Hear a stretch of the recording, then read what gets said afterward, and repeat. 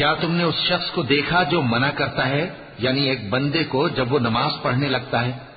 भला देखो तो, अगर ये राह रास्त पर हो या परहेजगारी का हुक्म करे तो मना करना कैसा? तो इसका अंजाम क्या होगा? जरा देखो तो, अगर उसने दीन हक को झुटलाया और उससे मुंह मोड़ा, क्या उसको मालूम नहीं कि अल्लाह देख रहा है?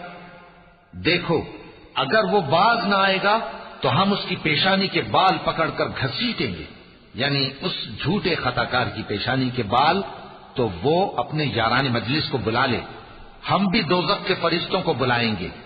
देखो, उसका कहा न मानना और सजदा करना और अल्लाह का कुर्ब हासिल करते रहना। चूंकि आयत सजदा तिलावत की गई है, लिहाजा सामीन पर सजदा वाजिब है।